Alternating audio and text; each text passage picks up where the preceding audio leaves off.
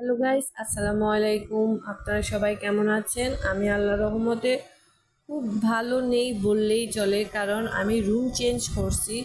যারা আমার আগের ব্লগটা যদি দেখে থাকেন তারাই বলতে পারবেন আমি রুমটা চেঞ্জ করছি।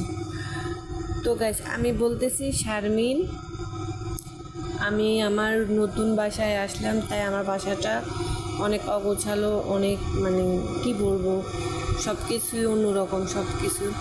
তো আমি আমার ঘরটা গুছাইতে আমাকে আমার বোনের মেয়ে আমার আবার মা বলো।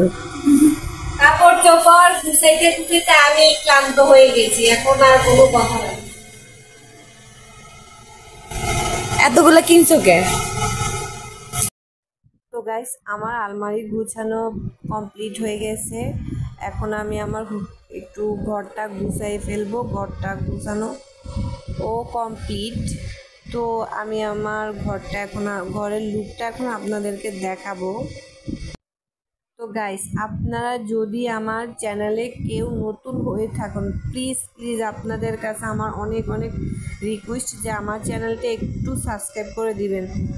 আসলে আমি আমার এই ব্লগগুলো বানাইতে অনেকজনের অনেক কটু কথা শুনতে হয়েছে, তারপরও আমি আমার হাল ছাড়ি নেই।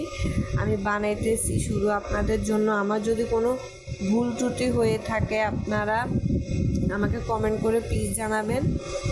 তো গাছ একটু আনার সামনে আসলাম, দেখলাম যে আসলে নিজেকে শাড়ি পরে এলোমেলোভাবে কীরকম লাগে দেখতেছি। তো আমি আমার রুমটা গোছানো কমপ্লিট হয়ে গেছে। এখন আমি চলে যাবো আমার ছাদে।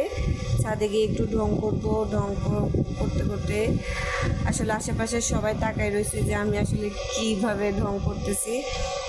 তো গাইস, আপনারা সবাই ভালো থাকবেন, সুস্থ থাকবেন এবং আমার জন্য দোয়া করবেন, আমি যেন আরও সুন্দর ব্লগ নিয়ে আপনাদের সামনে আরও আসতে পারি। আপনারা সবাই ভালো থাকবেন। আল্লাহ হাফেজ।